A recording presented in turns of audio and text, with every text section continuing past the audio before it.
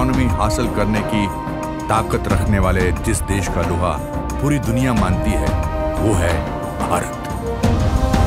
विश्व की सबसे बड़ी और वाइब्रेंट डेमोक्रेसी बनने का ये 75 साल का सफर पूरा नहीं हो पाता अगर आजादी की क्रांति की गूंज 15 अगस्त 1947 की तारीख तक ना पहुंची होती।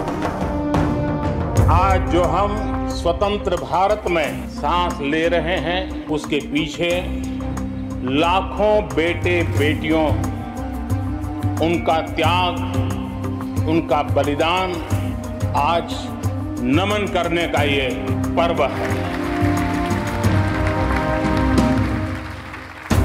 हर साल 15 अगस्त के दिन सारे देश की निगाहें लाल किले पर टिकी रहती है क्योंकि लाल किले की प्राचीर स्वतंत्र भारत का सबसे अटल प्रतीक है।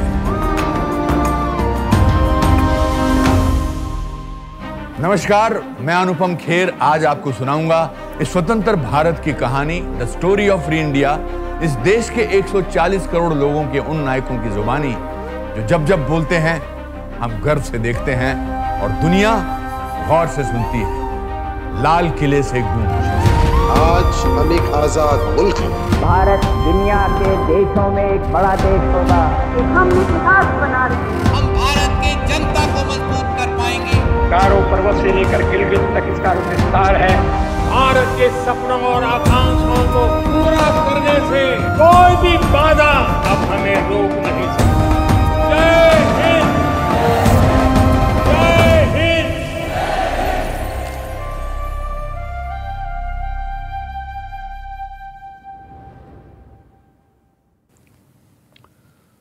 दोस्तों, आज हमारे लिए स्वतंत्रता दिवस के मायने क्या हैं?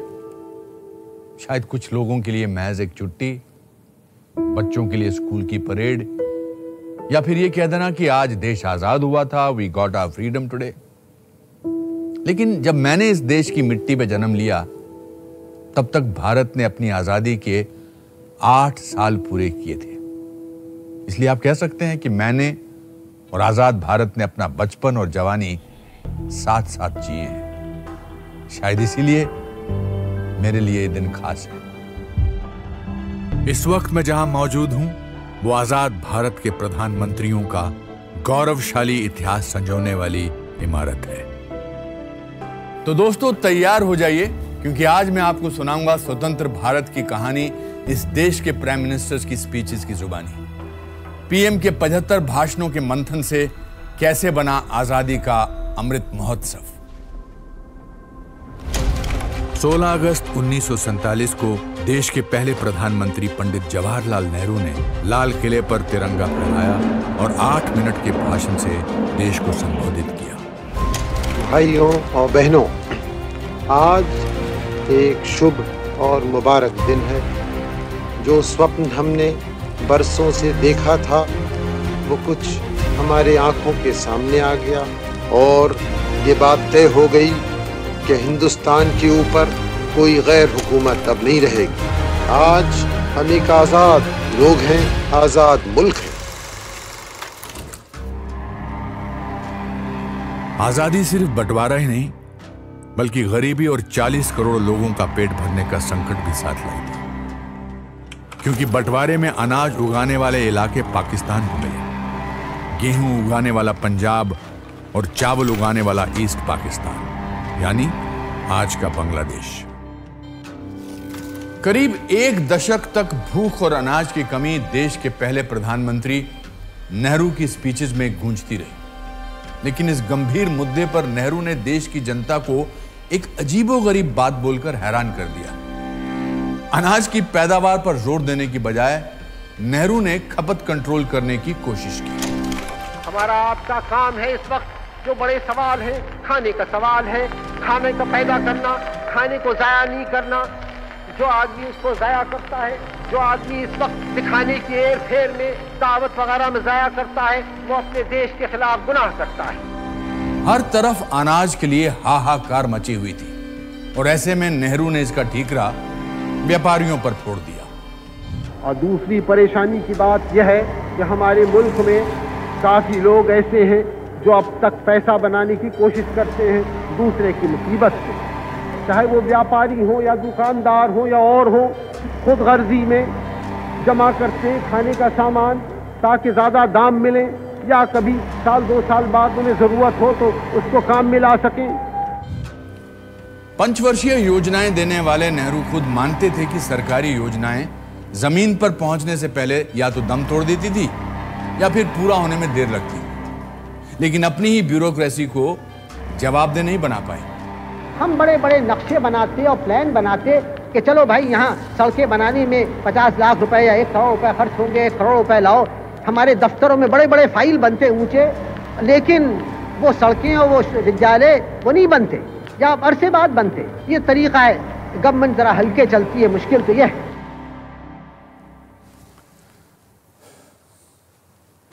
नेहरू इसी कमरे में देर रात तक बैठकर चिंतन किया करते थे। उन्होंने देश के लिए मिक्स्ड इकोनॉमी का सोशलिस्ट मॉडल चुना। सरकार खुद इंडस्ट्रियलिस्ट और फाइनेंसर बन गई। प्राइवेट इंडस्ट्री शुरू करने के लिए सरकार से लाइसेंस लेने का कानून बना और शुरू हुआ लाइसेंस राज। इस नीति ने सार्वजनिक क्षेत्र के विकास का रास्ता जरूर खोला, लेकिन निजी क्षेत्र हाशिए पर चला गया। 38 उद्योग सरकारी कब्जे में आ गए, लेकिन दूसरे देशों के मुकाबले लोगों का जीवन स्तर गिरता जा रहा था। करीब 1 दशक के बाद भी समस्याएं जस की तस थी और नेहरू के पास इसका कोई समाधान नहीं था। आप लोग आजकल भी कुछ दिक्कतों में हैं, परेशानियों में हैं, महंगाई की कुछ तो लाचारी है। पूरी तौर से काबू की बात नहीं हमारे इस समय, हालांकि काबू में वो आएगी। कुछ इंसान की बनाई हुई, इंसान की खुदगर्जी की बनाई हुई जो भी कुछ हो उसका सामना करना।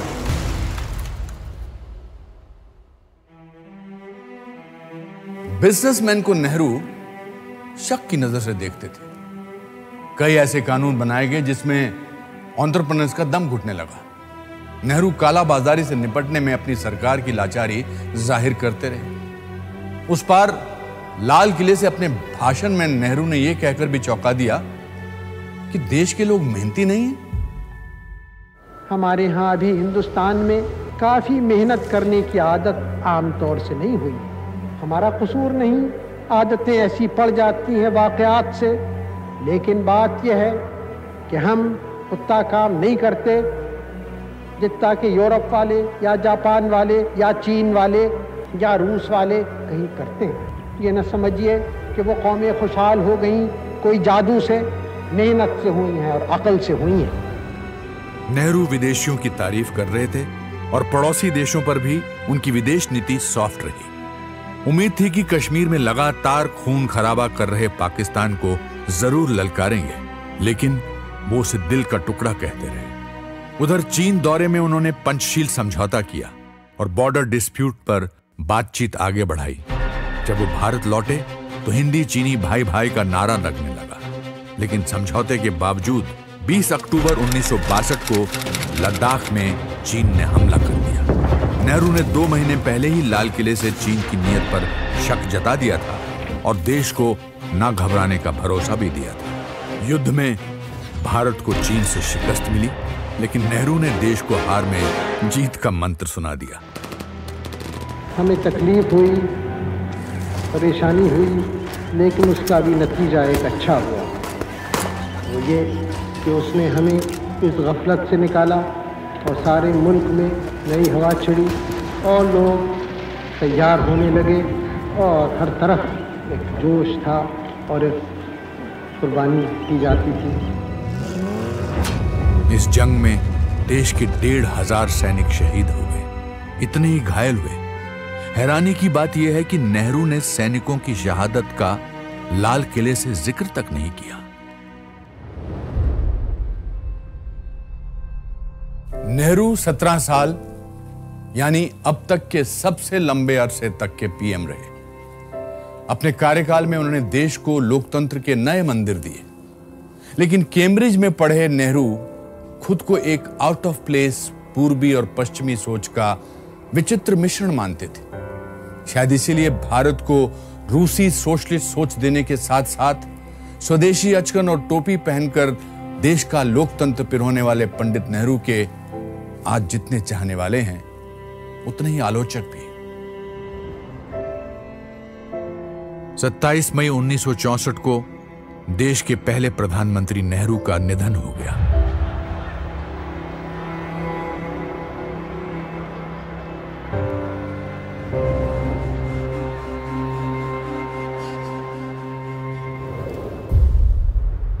नेहरू के बाद लाल बहादुर शास्त्री ने देश की कमान संभाली। शास्त्री को भरोसा हो गया कि सेंट्रलाइज स्कीम्स और प्राइस कंट्रोल से दूर जाने की जरूरत थी।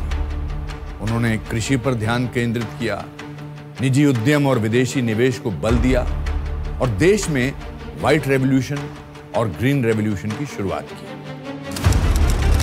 इसी दौरान 1965 के भारत पाकिस्तान युद्ध ने शास्त्री को मजबूत इरादों वाले राष्ट्र नेता के तौर पर पहचान दी।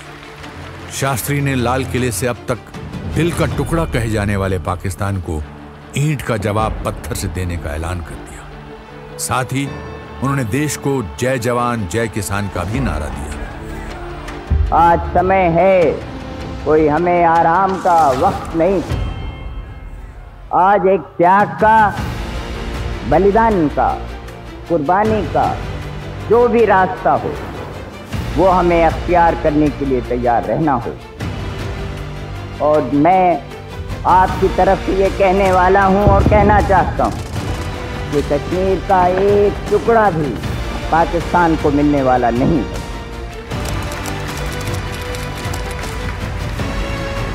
आखिर जंग में पाकिस्तान हार गया और समझौते की मेज तक आने के लिए मजबूर हो गया।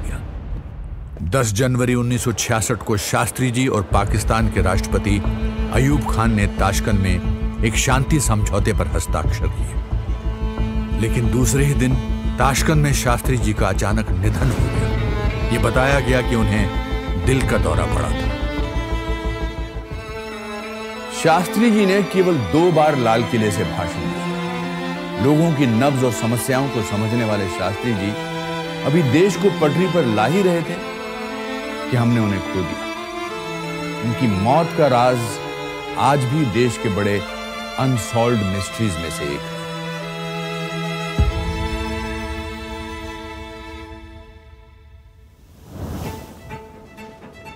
अब स्वतंत्र भारत के इतिहास में एक नया मोड़ आया। देश की पहली महिला प्रधानमंत्री ने कमान संभाली। पंडित नेहरू की बेटी इंदिरा गांधी के सॉफ्ट स्पोकन अंदाज के कारण उन्हें अपनी ही पार्टी के लोग गूंगी गुड़िया कहते थे। लेकिन इस छवि के पीछे छुपी उनकी लोह इच्छा शक्ति और निरंकुश महत्वाकांक्षा या अनब्राइडल्ड एम्बिशन को उस वक्त शायद किसी ने नहीं आंका होगा। सत्ता संभालते ही इंदिरा गांधी ने 14 प्राइवेट बैंकों को नेशनलाइज कर दिया। सरकारी हो जाने के बाद बैंकिंग सेक्टर पर राजनीतिक दबाव पड़ने लगा। धीरे धीरे क्रोनी कैपिटलिज्म को बढ़ावा मिला। इधर अनाज की कमी और उसकी कालाबाजारी का इंदिरा गांधी के पास कोई भी जवाब नहीं था। नेहरू की तर्ज पर इंदिरा ने व्यापारियों पर अपनी नाराजगी जाहिर की। जो हमारे उद्योगपति हैं या हमारे और धनी कारोबार चलाने वाले हैं, उनसे भी कुछ अनुरोध करना होता है। अगर वो चाहते हैं कि ये अनुशासन हो तो उनकी भी कुछ जिम्मेदारी है। उनकी जिम्मेदारी है कि बड़े बड़े मुनाफे, ऊंचे ऊंचे वेतन अगर वो बढ़ाते जाएंगे तो ये अनुशासन रखना फिर आसान नहीं रहता। अपने कार्यकाल के दौरान इंदिरा गांधी ने एंटरप्राइजेस पर स्टेट कंट्रोल की नेहरू की नीतियों को अपनाया। सरकार ने होटल चलाना, स्कूटर, ट्रैक्टर, रेफ्रिजरेटर और घड़ियां बनाना भी शुरू कर दिया। यहां तक कि ब्रेड, एरेटेड ड्रिंक और फ्रूट कॉन्सेंट्रेट भी बेचना शुरू कर दिया। 1970 के बजट में पर्सनल इनकम टैक्स रेट 11% बढ़ा दिया। 2 लाख रुपए से ज्यादा कमाई वालों पर तो 93.5% टैक्स लगाया गया। वेल्थ क्रिएशन गुनाह बन चुका था। इन सब के बावजूद इंदिरा ने बढ़ती महंगाई का ठीकरा डीलर्स पर फोड़ दिया। कभी कभी कोई किसी चीज की कमी होती है तो उसके दाम बढ़ते हैं और वो समझा जाता है।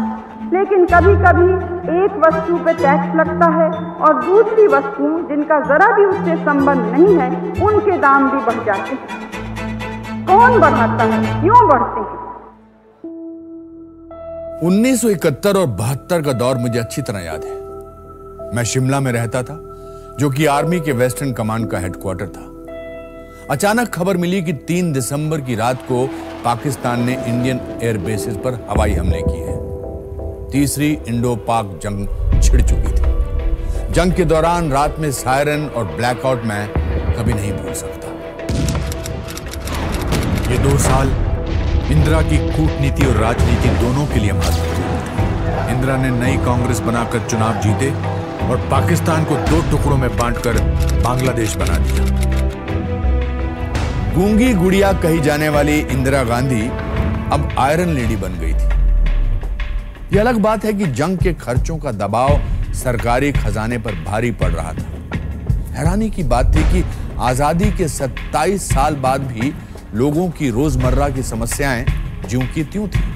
महंगाई 7वें आसमान पर पहुंच गई थी। बेकाबू महंगाई और बेरोजगारी से देश में आंदोलन होने लगे। कई जगह हिंसक प्रदर्शन हुए। हालात काबू करने के लिए सेना को बुलाना पड़ा। इस बीच इंदिरा पर 1971 के चुनावों में धांधली कर जीतने के आरोप लगे। अदालतों के फैसले उनके पक्ष में नहीं आए।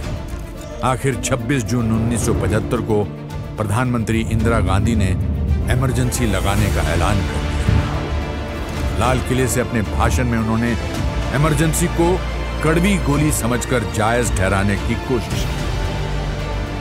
हमने जब से यह आपातकाल की घोषणा की, कोई खुशी से नहीं की, जैसे मैंने आपसे कहा, लेकिन ऐसी स्थिति उत्पन्न हुई थी कि हम मजबूर हो गए।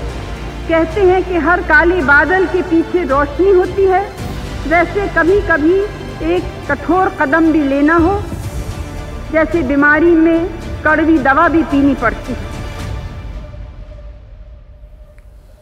इमरजेंसी का वो दौर मुझे अच्छी तरह याद है।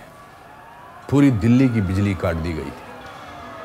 मीडिया पर सेंसरशिप लगा दी गई। सभी प्रमुख ऑपोजिशन लीडर्स जेल में डाल दिए गए। लोगों के फंडामेंटल राइट्स छीन लिए गए। कई जगह ह्यूमन राइट्स वायलेशन भी हुए। करीब 19 महीनों तक लागू इमरजेंसी आज भी भारत के लोकतंत्र का काला दौर कहलाता है। हालांकि इंदिरा ने इमरजेंसी सस्पेंड कर चुनाव करवाए, पर उसका परिणाम नतीजों में साफ दिखा जब कांग्रेस को करारी हार का सामना करना पड़ा। 3 साल तक देश की राजनीति में अस्थिरता का दौर रहा। इस बीच भारत ने 2 प्रधानमंत्री देखे। 1977 में मोरारजी रणछोड़जी देसाई ने शपथ ग्रहण की। आजादी के बाद पहली बार किसी गैर कांग्रेसी प्रधानमंत्री ने लाल किले पर राष्ट्रीय ध्वज फहराया। कुछ ही समय में पार्टी की आपसी खींचतान में मोरारजी की सरकार गिर गई। इंदिरा के समर्थन से चरण सिंह ने सत्ता संभाली, लेकिन उनकी सरकार भी ज्यादा नहीं चली। आखिर 1980 में इंदिरा गांधी एक बार फिर सत्ता में लगी। इस समय पंजाब में खालिस्तानी आंदोलन जोरों पर था। अलगाववादी जरनैल सिंह भिंडरावाले ने एक अलग सिख देश खालिस्तान की मांग की। भिंडरावाले ने हथियारों से लैस साथियों के साथ अमृतसर के गोल्डन टेम्पल में घुसकर कब्जा कर लिया। इंदिरा ने इन अलगाववादियों को गोल्डन टेम्पल से बाहर खदेड़ने के लिए ऑपरेशन ब्लू स्टार के तहत फौजी कार्रवाई के आदेश दिए। इस ऑपरेशन में स्वर्ण मंदिर के कुछ हिस्सों को काफी नुकसान पहुंचा। 450 लोग मारे गए। इससे सिख बेहद नाराज हो गए। 31 अक्टूबर 1984 को देश ने आतंकवाद का घिनौना चेहरा देखा। प्रधानमंत्री इंदिरा गांधी पर अपने ही घर एक सफदरजंग रोड में उनके सुरक्षा गार्ड बेअंत सिंह और सतवंत सिंह ने गोलियों की बौछार कर दी। देश ने एक और प्रधानमंत्री खो दिया।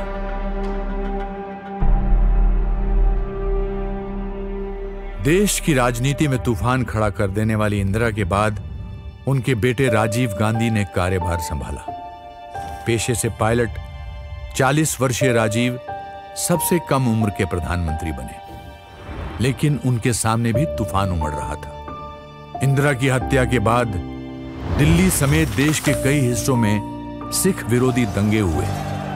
3000 से ज्यादा लोग मारे गए। राजीव गांधी ने इस हिंसा पर कहा कि जब भी कोई बड़ा पेड़ गिरता है तो धरती थोड़ी हिलती है। यह बयान देकर उन्होंने अपनी मां की मौत के बाद हुई हिंसा को इशारों में जायज ठहराने की कोशिश की। लाल किले से अपने पहले भाषण में राजीव गांधी ने अपनी मां इंदिरा गांधी की उपलब्धियां गिनाई। पिछले 38 साल में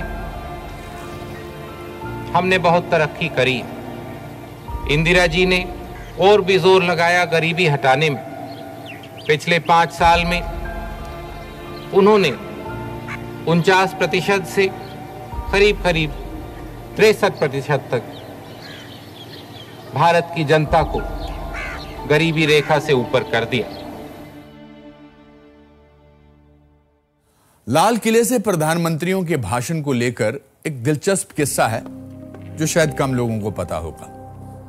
1986 तक प्रधानमंत्री लिखा हुआ भाषण नहीं पढ़ते थे, कागज पर मेन पॉइंट्स लिखकर खुद ही बोलते थे। लेकिन 1986 के भाषण में राजीव गांधी ने स्वतंत्रता दिवस को गलती से गणतंत्र दिवस कह दिया था। इसके बाद से प्रधानमंत्री लिखा हुआ भाषण पढ़ने लगे। अपने भाषणों से राजीव ने बहुत उम्मीदें जगाई।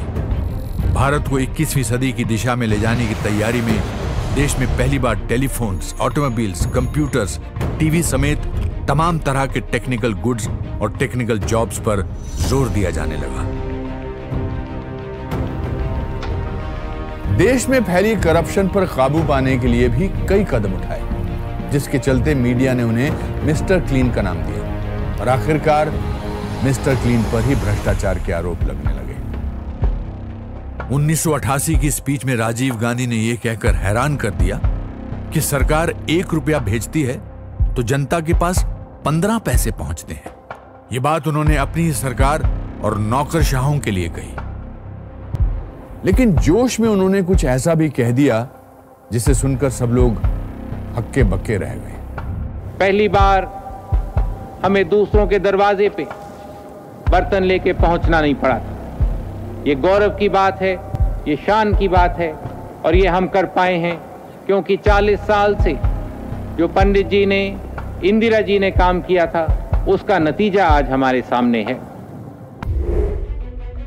बोफोर्स में दलाली के इंतजाम इतने गहरे थे कि लोग महंगाई समेत तमाम मुद्दों पर राजीव गांधी सरकार के खिलाफ सड़कों पर उतरने लगे। लोगों की नाराजगी भांपकर 9 नवंबर 1989 को राजीव गांधी ने अयोध्या के विवादित ढांचे में राम मंदिर के ताले खोलने की विश्व हिंदू परिषद को इजाजत दी। लेकिन तब तक हिंदू वोट बैंक ने बीजेपी का रुख कर लिया था। राजीव गांधी ने चुनावी साल में लाल किले की प्राचीर से नेहरू और गांधी परिवार की सियासी विरासत याद दिलाते हुए आरोपों का रुख एक बार फिर पूंजीपतियों की तरफ मोड़ने की कोशिश की। नेहरू और इंदिरा की तरह वो व्यापारियों पर खूब भरसे। इंदिरा जी ने अपना पूरा जीवन लगा दिया समाजदार शक्तियों की लड़ाई में, उनका सामना करने में, उन्हें खत्म करने में। आजाद भारत में भी धन अमीरों के हाथ में से ही निकल रहा था, अमीरों के हाथ में ही जा रहा था। इंदिरा जी ने बैंकों का राष्ट्रीयकरण करके ये बदला। उन्होंने देश का धन भारत के गरीबों के काम में लगाया, भारत की गरीबी हटाने में लगाया, भारत के गरीबों को ऊपर उठाने में लगाया। राजीव गांधी का कोई दाव, कोई अपील काम नहीं आई, कोई वादा, कोई दावा नहीं चला। चुनाव में कांग्रेस हार गई। एक जमाने में इंडियन एयरलाइंस के पायलट रहे राजीव गांधी खुद को रिलक्टेंट पॉलिटिशियन मानते थे। उन्हें एक वक्त पॉलिटिक्स से ज्यादा फास्ट कार्स और उनके अंदर छुपी इंजीनियरिंग में बेहद रुचि थी। हालांकि देश में तकनीकी क्रांति लाने में राजीव गांधी का बहुत बड़ा हाथ रहा, पर उनके आखिरी सालों में करप्शन स्कैंडल्स ने उनकी उपलब्धियों को काफी धुंधला कर दिया। 21 मई 1991 को राजीव गांधी तमिलनाडु में संसदीय चुनावों के अगले दौर के लिए प्रचार कर रहे थे। उग्रवादी संगठन LTTE से जुड़ी एक महिला उनके करीब पहुंची और गुलदस्ते में छिपाए बम से आत्मघाती हमला कर दिया। विस्फोट इतना जबरदस्त था कि राजीव गांधी बच नहीं पाए। आजादी के 44 साल में भारत ने देश के 2 ताकतवर नेताओं की हत्या का मंजर देखा था। इन दोनों घटनाओं ने पूरे देश को सियासी सदमे में पहुंचा दिया था। लेकिन एक बार फिर भारत के राजनीतिक मानचित्र पर एक नए प्रधानमंत्री का उदय हुआ, जिसने भ्रष्टाचार को राष्ट्रीय राजनीति का मुद्दा बनाया। मांडा के राजा विश्वनाथ प्रताप सिंह यानी VP सिंह ने कांग्रेस के खिलाफ लेफ्ट राइट का यूनाइटेड फ्रंट बनाकर बहुमत जुटा लिया और स्वतंत्र भारत के 7वें प्रधानमंत्री बने। 1990 के भाषण में VP सिंह ने मंडल आयोग की रिपोर्ट की सिफारिशों को लागू करने की बात कही। इसमें पहले से SC ST के अलावा एक नई श्रेणी बनाई गई, अदर बैकवर्ड क्लासेस यानी OBC। आरक्षण 49.5% हो गया। पूरे देश में युवाओं द्वारा विरोध आंदोलन छिड़ गए। इस चिंगारी से कई छात्रों ने आत्मदाह कर लिया। मंडल आयोग के खिलाफ इस आंदोलन ने सरकार को भीतर तक हिला दिया और राजनीतिक संतुलन भी बिगड़ गया। महीने भर बाद ही बीजेपी के वरिष्ठ नेता लाल कृष्ण आडवाणी ने गुजरात के सोमनाथ से राम मंदिर को लेकर अपनी ऐतिहासिक रथ यात्रा शुरू की। VP सिंह के मंडल के जवाब में यह आडवाणी का कमंडल था। बहरहाल VP सिंह की खिचड़ी सरकार ज्यादा नहीं चल पाई। कांग्रेस के समर्थन से अब चंद्रशेखर प्रधानमंत्री बने, लेकिन 7 महीनों में ही कांग्रेस ने समर्थन वापस ले लिया और सरकार गिर गई। अगले प्रधानमंत्री ने जब बागडोर संभाली, देश के माली हालात बहुत खराब थे। दक्षिण भारत से आने वाले पहले प्रधानमंत्री PV नरसिम्हा राव के सामने एक बड़ी चुनौती थी। उधर राम मंदिर आंदोलन की शुरुआती आंच ने ही बीजेपी को 120 सीटें दे दी थी। आडवाणी की रथ यात्रा के जवाब में प्रधानमंत्री राव ने 1992 में लाल किले से एक वादा करके पूरे देश को चौंका दिया।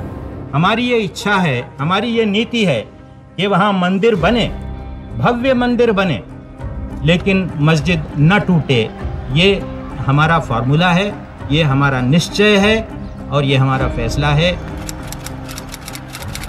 6 दिसंबर 1992 को नरसिम्हा राव के शासनकाल की सबसे महत्वपूर्ण घटना घटी। विश्व हिंदू परिषद समेत तमाम हिंदूवादी संगठनों और संत समाज ने विवादित बाबरी मस्जिद ढांचे को धराशायी कर दिया। देश भर में सांप्रदायिक हिंसा भड़क उठी। मार्च 1993 में मुंबई में 12 सीरियल ब्लास्ट हुए। पूरा देश हिल गया। हमलों के पीछे पाकिस्तान में बैठे international most wanted terrorist Dawood Ibrahim का हाथ था। ठीक इसी दौरान कश्मीर में पाकिस्तान ने ISI और कश्मीरी अलगाववादियों की मदद से आतंकी घुसपैठ को बढ़ावा दिया। कश्मीरी हिंदुओं और देश की सरकार के खिलाफ प्रॉक्सी वॉर शुरू हो गया। कश्मीरी पंडित अपना सब कुछ छोड़कर घाटी से बाहर शरणार्थी बनकर रहने को मजबूर हो गए। हमें आगे बहुत कुछ करना है कश्मीर के सिलसिले में, और जो पाकिस्तान एक तरफ प्रचार करता है कि ह्यूमन राइट्स का वहाँ वायलेशन हो रहा है, मानवीय अधिकारों का उल्लंघन हो रहा है। अभी 2 दिन पहले वहाँ के आतंकवादियों ने एक बस को बीच में रोका और उसमें 16-17 आदमियों को उतारकर उन लोगों को गोली मार दी। इनके गोली के जो शिकार हुए, क्या उनके मानवीय अधिकार नहीं है? उनको जिंदा रहने का हक नहीं है? ये केवल इन्हीं आतंकवादियों को है। प्रधानमंत्री नरसिम्हा राव ने माना कि कश्मीर में हिंदुओं पर ज्यादतियां हो रही हैं, भले ही रोकने के लिए कोई ठोस कार्रवाई नहीं की। आज जब कश्मीर फाइल्स चर्चा में है, यह बताना जरूरी है कि एक वर्ग रहा है और अब भी है जो ये मानने को तैयार ही नहीं है कि हिंदुओं के खिलाफ कश्मीर में हिंसा हुई। नरसिम्हा राव सरकार ने देश की अर्थव्यवस्था को एक नया आयाम दिया। नेहरू की मिक्स्ड इकोनॉमी को बदलकर खुली बाजार व्यवस्था बनाई। लाइसेंस राज खत्म हुआ और फॉरेन डायरेक्ट इन्वेस्टमेंट खोल दिया। लेकिन राव के कार्यकाल की उपलब्धियों पर घोटालों की परत जम गई। 5,000 करोड़ रुपयों के शेयर बाजार स्कैम के साथ साथ कई और घोटालों का पर्दाफाश हुआ और राव के नेतृत्व में कांग्रेस चुनाव हार गई। 1996 से 1998 तक संयुक्त मोर्चा की खिचड़ी सरकार ने देश को एक बार फिर राजनीतिक अस्थिरता की तरफ धकेल दिया। पहले एचडी देवेगौड़ा, फिर 18 महीने बाद आईके गुजराल ने प्रधानमंत्री की कुर्सी संभाली।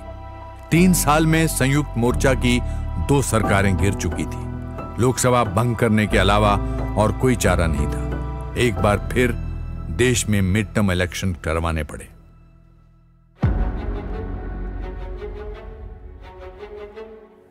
देश की राजनीति के पटल पर अब अटल का उदय हो गया। यह अटल बिहारी वाजपेयी का व्यक्तित्व था कि इस बार बीजेपी सरकार बनाने के लिए 24 पार्टियों ने अपना समर्थन दे दिया और यह वाजपेयी का ही कुशल नेतृत्व था।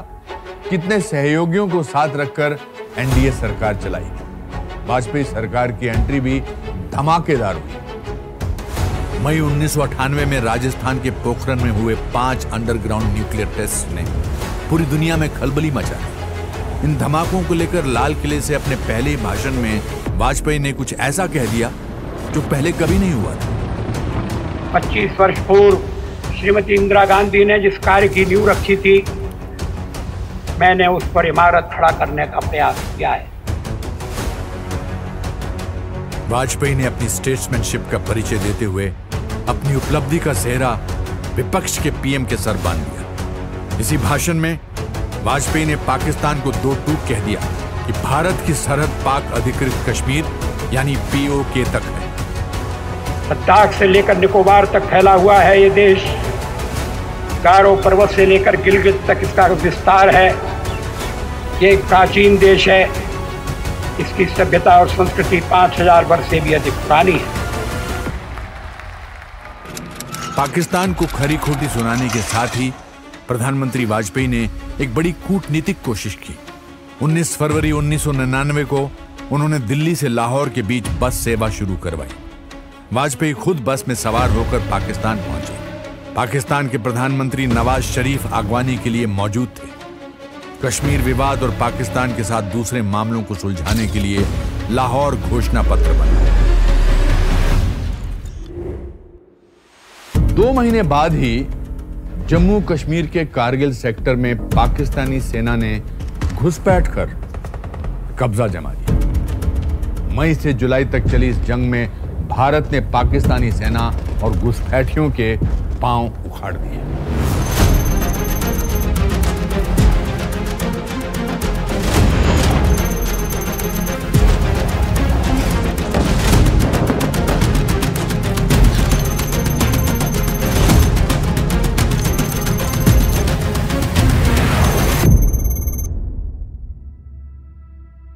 सरकार के आखिरी दिनों में वाजपेयी समर्थक दलों के दबाव से काफी परेशानियों से घिर गए। इसके बावजूद जाते जाते वो देश को बड़ी सौगात दे गए।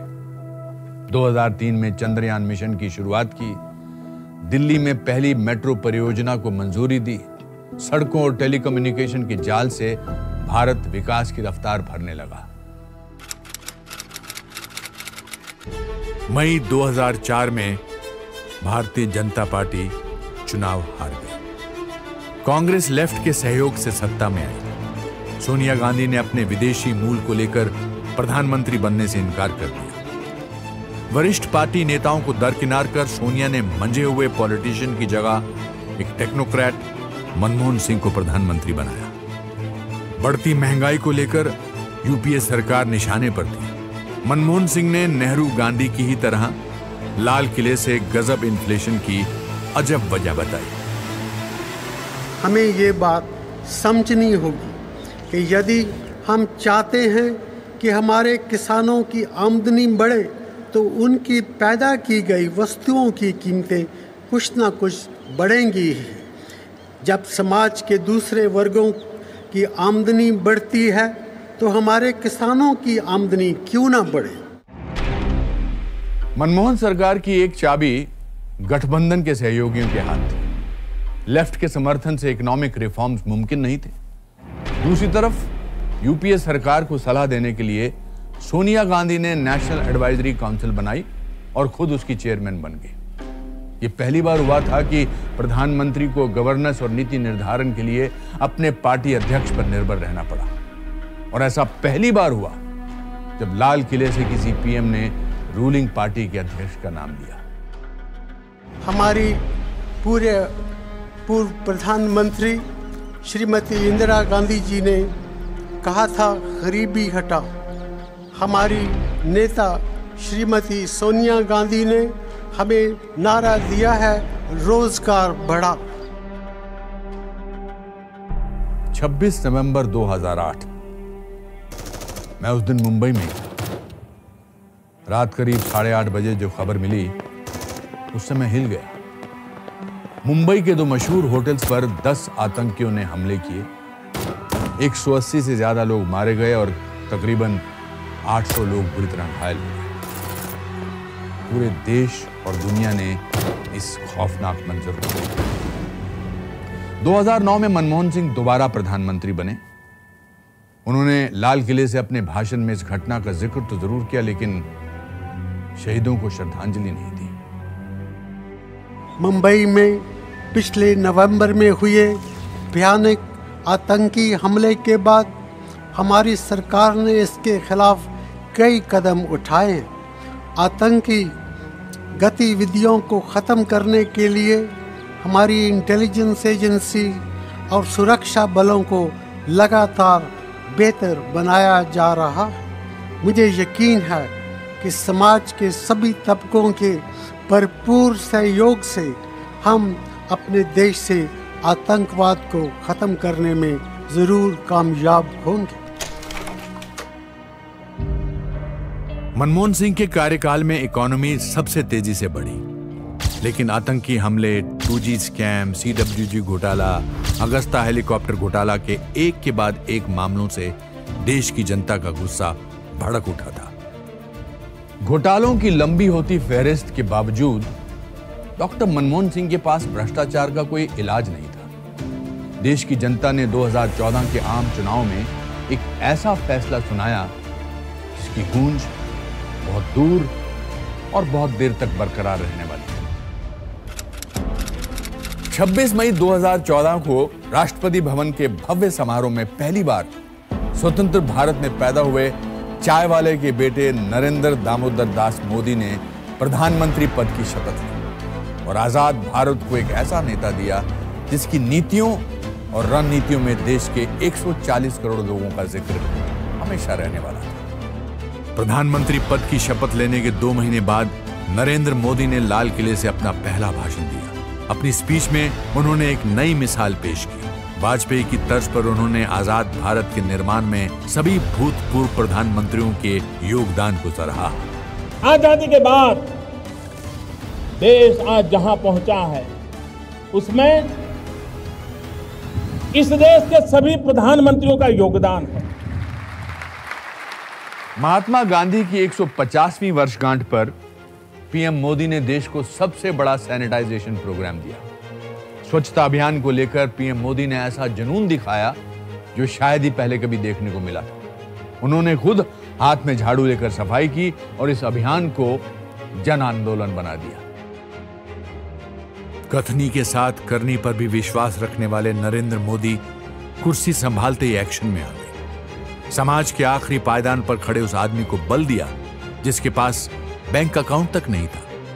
उन्होंने ऐलान किया कि अब सिर्फ घोषणाएं ही नहीं होंगी, उन पर अमल भी होगा। कौन सरकार होगी जो योजना नहीं बनाती होगी? हर कोई बनाते हैं। कौन सरकार होती है जो घोषणाएं नहीं करती? हर कोई करती है। कौन सरकार होती है जो उद्घाटन के दिए न जलाती हो, फीता न काटती हो? सब कोई करते हैं।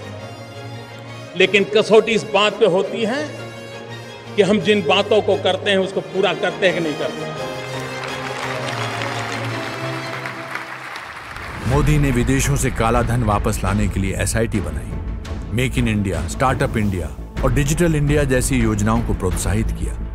इससे सोशल वेलफेयर स्कीम्स का पैसा सीधे जनधन खातों में जाने लगा। ये सभी सुधार सिस्टम से भ्रष्टाचार मिटाने के लिए उठाए गए कदम थे।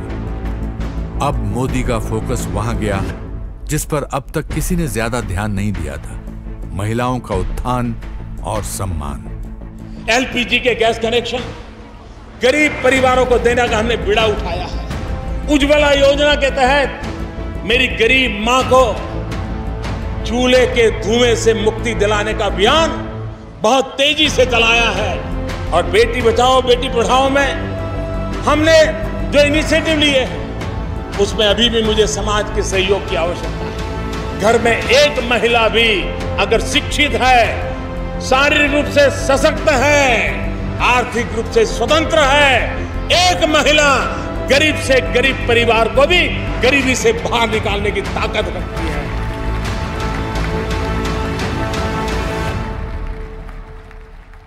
जब जब भारत में लोकतंत्र मजबूत होता है, हमारा पड़ोसी अपनी साजिशें बढ़ा देता है।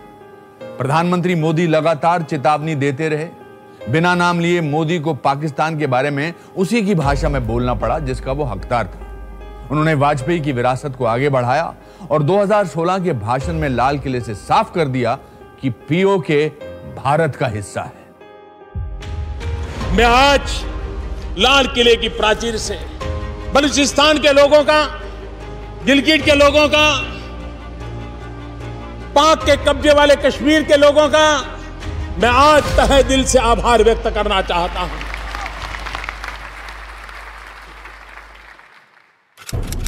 18 सितंबर 2016 जम्मू कश्मीर के उरी सेक्टर में भारतीय सेना के कैंप पर आतंकवादियों ने हमला कर दिया। 19 जाबाज शहीद हो गए। इस हमले के पीछे पाकिस्तान का हाथ।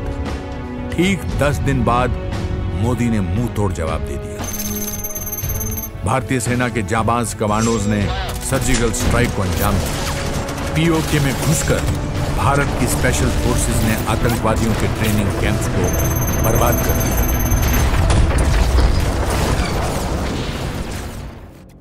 पंद्रह अगस्त 2017 को जब प्रधानमंत्री मोदी ने लाल किले से देश को संबोधित किया तो उन्होंने बता दिया कि यह नया भारत है जो देश की रक्षा और सुरक्षा के साथ साथ पलटवार करना भी जानता है।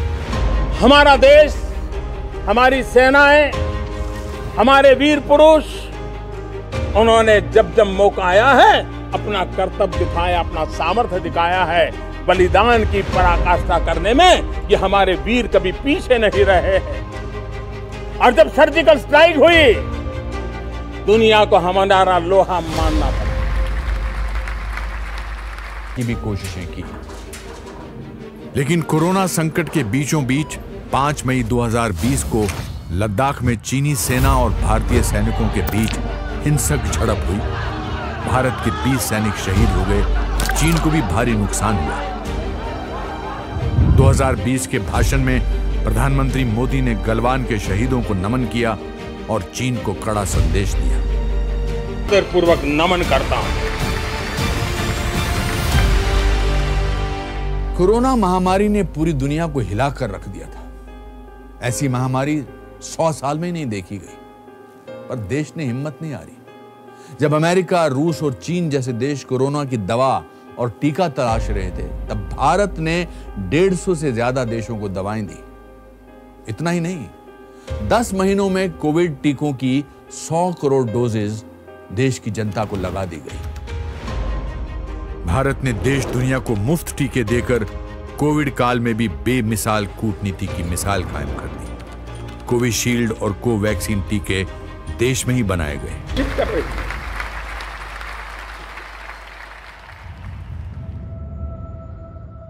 आजादी के बाद 15 प्रधानमंत्रियों ने भारत जैसे विशाल देश की कमान संभाली। लाल किले की प्राचीर से उनके भाषण देश के लिए उनका नजरिया और योजनाओं के खाके की झलक दिखाते हैं। गहराई से विश्लेषण के बाद उनके भाषण का लहजा, विषय और नैरेटिव को टटोलें तो ये उनके व्यक्तित्व और प्राथमिकताओं के बारे में दिलचस्प कहानी बयान करता है।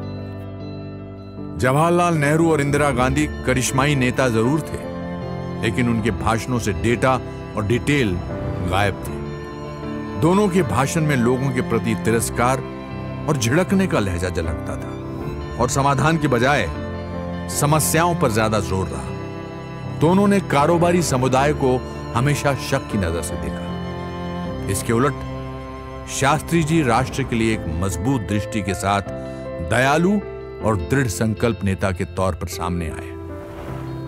राजीव गांधी के भाषणों ने भविष्य के लिए उनके दृष्टिकोण को सामने रखा, लेकिन उनमें भी डिटेल की कमी दिखी और अक्सर लोगों के प्रति तिरस्कार रवैया सामने आया। एक वकील और कृषिविद पीवी नरसिम्हा राव ने भारतीय अर्थव्यवस्था को नए पंख दिए। उन्होंने सीमा पार आतंकवाद से कश्मीर में आम लोगों के मानवाधिकार के हनन को माना जरूर, लेकिन वो आतंकवादियों से निर्णायक रूप से नहीं निपट सके। एक विचारक और विद्वान के तौर पर देखे जाने वाले मनमोहन सिंह के भाषण लोगों को प्रेरित नहीं कर पाते थे। साथ ही उनका कंटेंट काफी ब्यूरोक्रेटिक था। सोनिया गांधी की प्रशंसा करके उन्होंने दरबारी मानसिकता का परिचय दिया, ये जानते हुए कि सरकार में वो किसी पद पर नहीं थी। वाजपेयी ने सभी क्षेत्रों में सुधारों को नई उड़ान दी और लोकतंत्र के संरक्षण में लोगों की भूमिका को अहमियत दी।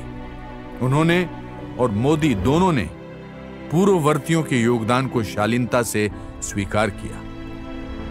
प्रधानमंत्री मोदी के भाषण भावनात्मक और प्रेरक होते हैं। लोगों की नब्ज पहचानते हुए वो राष्ट्रीय चुनौतियों के लिए विशिष्ट लक्ष्यों के साथ नई पहल की घोषणा करने के लिए खास मंच का इस्तेमाल करते हैं। उनके भाषण डेटा से भरपूर होते हैं और वो पहले की घोषणाओं पर नियमित अपडेट देते रहते हैं।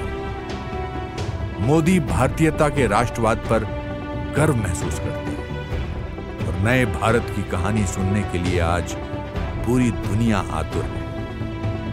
यही समझ, तुम उठो, तिरंगा लहरा दो। आज सारी दुनिया हमें विश्व गुरु का दर्जा देने को तैयार है, लेकिन यह सब मुमकिन नहीं होता अगर स्वतंत्रता सेनानियों ने देश को आजादी नहीं दिलाई होती। तो नमन आजादी के उन सभी मतवालों को जिन्होंने हमें खुली हवा में आजाद सांस लेने का हक दिलाया। नमस्कार और जय हिंद।